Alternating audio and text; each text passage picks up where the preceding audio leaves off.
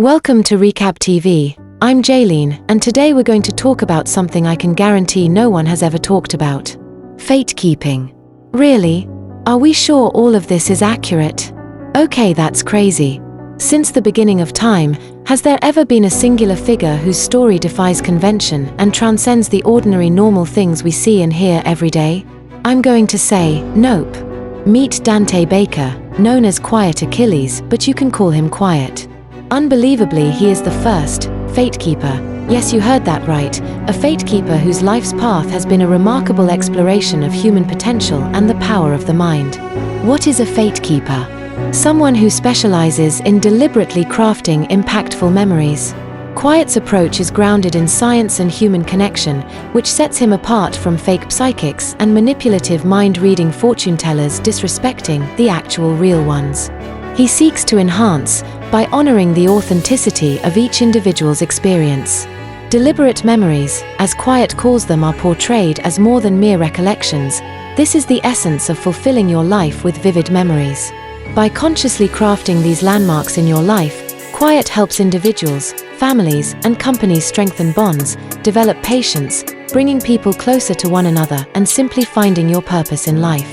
His methodology blends neuroscience, psychology, and emotional intelligence, which pretty much makes the source. The steps outlined by Quiet for creating deliberate memories are practical and insightful. From understanding your story to documenting your journey, each stage is meticulously designed to ensure the lasting impact of these experiences. The inclusion of sensory triggers add depth to the process. From what you smell, feel, see, taste and hear, making your memories much more realistic and immersive. Quiet's journey into the realm of fate wasn't marked by pretending to be a prophet or a magician giving people false hope and direction. In his life, like everyone else, he has faced profound loss, with 14 suspicious deaths alone, not including the ones that can actually be explained. He was quoted as once saying, "You never learn from anything good, only from the beautifully horrific lessons. That's how I became to be quiet." From ages 6 to 9, he didn't speak for 3 years. He was silent, while a fire within him explored the depths of human behavior by just watching. At 13, he vacationed in the realms of psychology and neuroscience, seeking to understand the inner workings of the mind. As soon as he turned 18, he became an event promoter in Modesto and Sacramento, California. Quiet's design led him to where he wasn't old enough to drink yet, but got intoxicated on witnessing firsthand the profound impact of human interactions. In the vibrant atmosphere of the nightlife scene, he observed how seemingly small moments could have far-reaching consequences, shaping the futures of those involved. And so it began. It was right there in that very moment that Quiet began to experiment with what he would later coin the phrase, fate-keeping.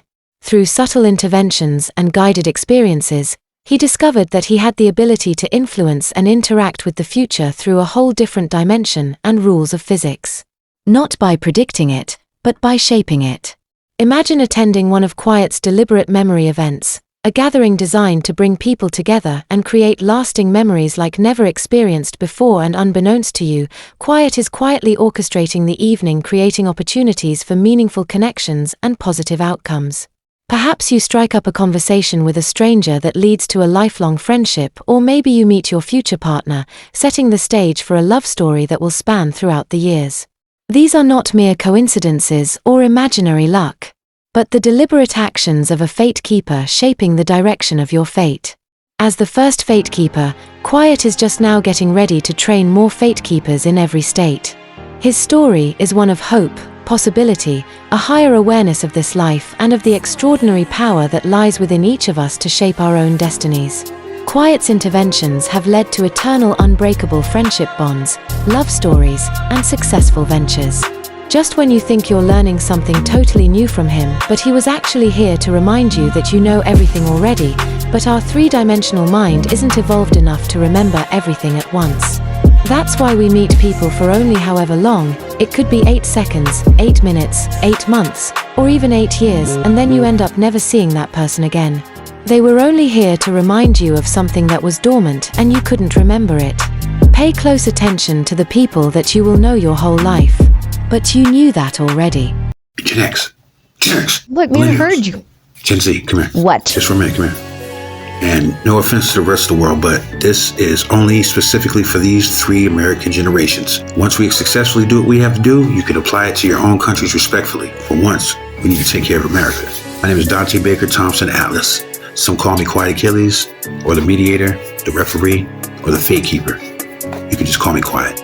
If 3 rules were broken against us, the American people, the government, and our country, I was responsible for activating an initiative that I did on Friday that was envisioned and created 53 years ago by the same person who chose me to be her successor. She was 1/3 member of the group that led civil rights movements as heroes, the intellectually infamous Thompson sisters, Alice Thompson, my auntie. Her grandfather, Lewis Atlas Sr., in 1898, not 1998, 1898, started documenting not only his life like he's had since he was young, but he started documenting America's history.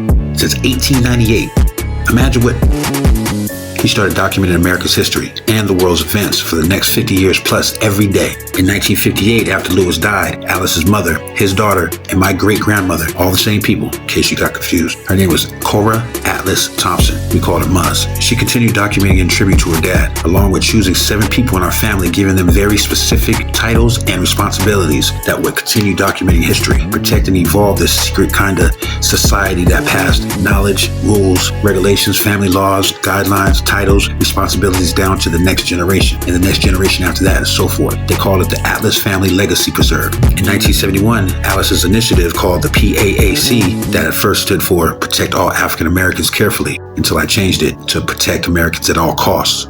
She also included inside this initiative Operation We the People, a project that recruited 80 families in 50 states of all colors. When I took over, I was fighting another enemy that Alice's brother, who was my grandfather, him and my grandmother caught the attention of a nasty, powerful group that was formed in New Hampshire after my grandparents had to deal with the civil rights movement's reverse freedom rides. If you know what that is, you know what was going on. That started a very orchestrated and strategic violation on their 14-year-old daughter in order to conceive a mixed white and black baby, me, so they could train me and program to help other carefully crafted victims and non-victims that were recruited and voluntarily carried out their multi-generational plan that ultimately infiltrated all the major industries: entertainment, food, sports, pharmaceutical, etc., the military, government buildings on state and federal levels, by specifically grooming individuals with illegal, unethical, and unorthodox tactics, or utilizing their voluntarily motivated recruits by getting hired, initiated, or contracted by groups, organizations, offices, and institutions where they can get close to different individuals that held positions that made very important decisions that affected the citizens and the country. In December 2022, I helped dismantle the collective. In return, 14 of my family members and loved ones that lives were cut short by the collective.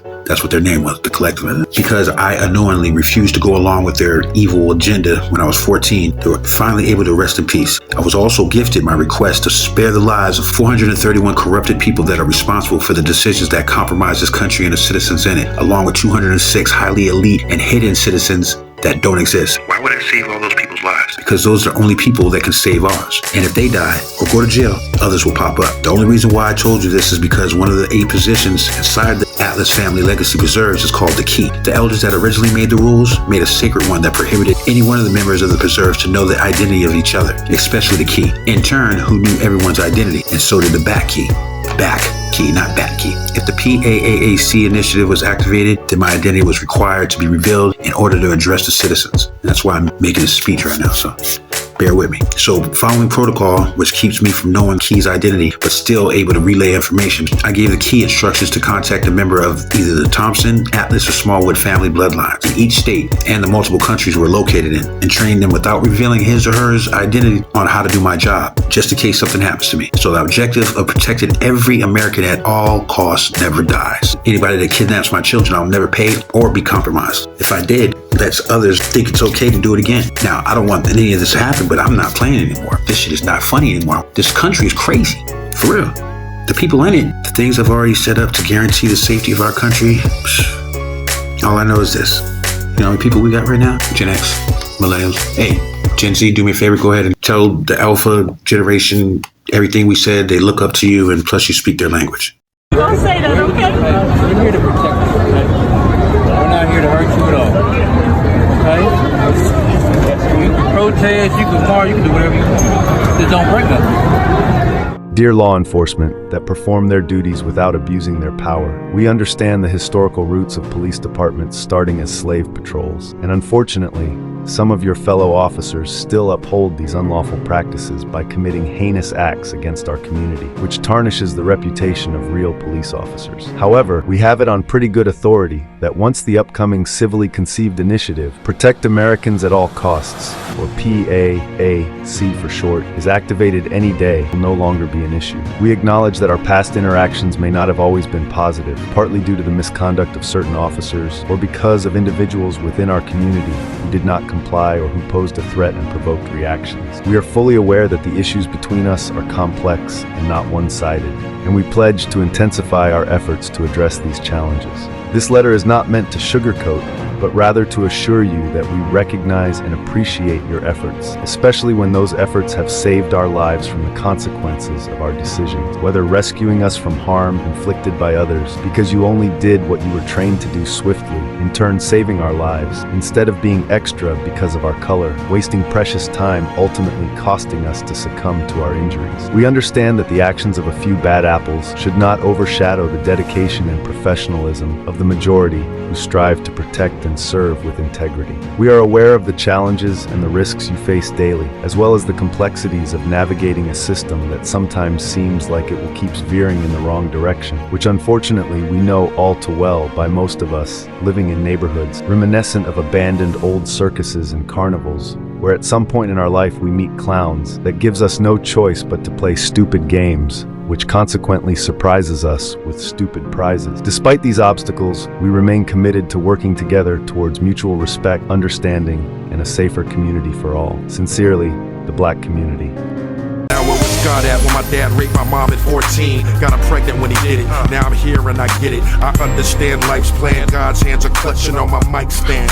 Am I the right man? Yes. Forgive me, I'm bleeding and I'm sorry for the past and the present and tomorrow. No guts and no glory. I'm sticking to my story. Forgive me, either on purpose or accidentally. Forget me. I promise you I'm not here to throw God at you and preach. Half of me here to entertain, the other to teach. Life is like a hair on a juicy Georgia peach. Gets fuzzy, all we think about is money. We're funny, leave behind all the people you think you can't trust no more. It was so inspiring.